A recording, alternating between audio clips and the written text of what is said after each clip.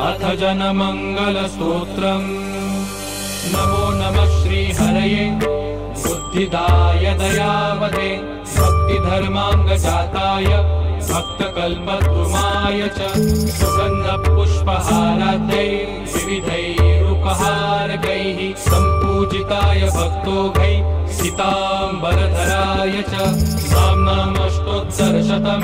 चतुर्वर्गमभिप्सताम् सत्यफलप्रदं नृणां तस्य वक्ष्यामि सत्पतेः। अस्य श्रीजनमङ्गलाख्यस्य श्रीहरयष्टोत्तरशतनामस्तोत्रमन्त्रस्य शतानन्द ऋषिः अनुष्टुप् छन्दः धर्मनन्दन श्रीहरिर्देवता धार्मिक इति बीजं बृहद्व्रतधर इति शक्तिः भक्तिनन्दन इति कीलकम् चतुर्वर्गसिद्ध्यर्थे जपे विनियोगः। अथ ध्यानम् वर्णिवेशरमणीयदर्शनम् मन्दहासरुचिराननाम्बुजम् पूजितं सुरनरोत्तमैर्मुदा धर्मनन्दनमहं विचिन्तये। श्रीकृष्ण श्रीवासुदेवो नरनारायण प्रभुः भक्तिधर्मात्मजो जन्म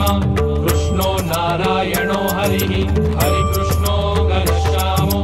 धार्मिको भक्तिनन्दनः बृहद्व्रतधरः शुद्धो राधाकृष्णेष्टदैवतः मरुच्युतप्रियः काली भैरवाद्यतिभीषणः जितेन्द्रियो जिताहारः तीव्रवैराग्य आस्तिकः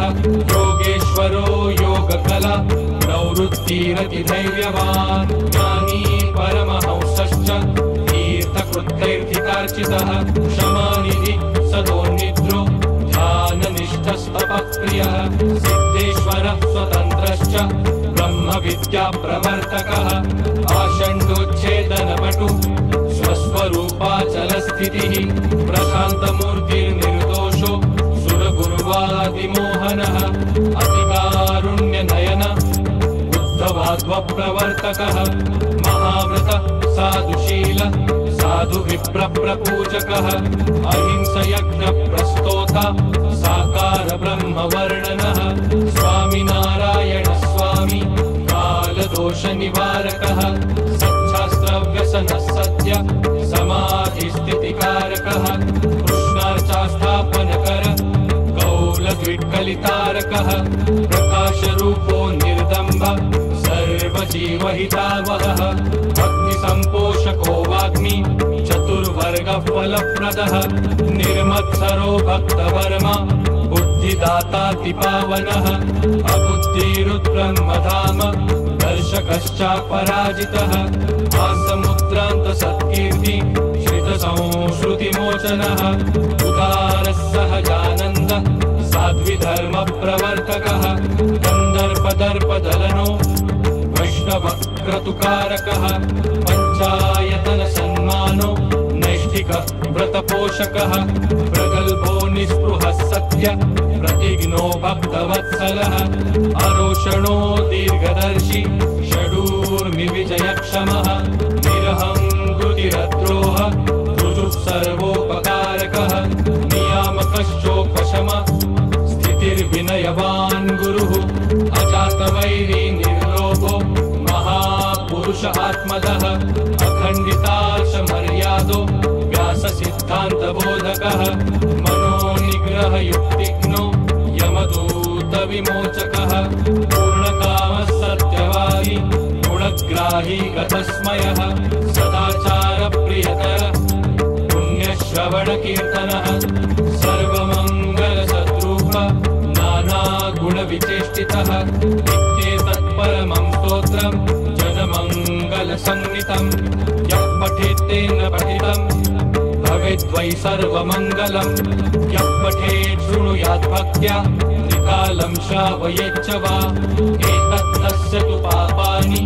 नश्येयुः किल सर्वशः एतत् संसेवमानानां पुरुषार्थचतुष्टये दुर्लभं नास्ति किमपि हरिकृष्णप्रसादतः भूतप्रेतपिशाचानां डाकिनी ब्रह्मरक्षसां योगिनीनां तथा बालग्रहादीनामुपद्रवः अविचारो रिपुकृतो रोगश्चान्योऽप्युपद्रवः अयुतावर्तनादस्य नश्यत्येव न संशयः दशावृत्त्या प्रतिदिनम् अस्याभीष्टं सुखं भवेत् गृहीभिस्त्यागिभिश्चापि पठनीयमिदं ततः इति श्रीशतानन्दमुनिविरचितं श्रीजनमङ्गलाख्यम् श्रीहरयष्टोत्तरशतनामस्तोत्रं सम्पूर्णम्।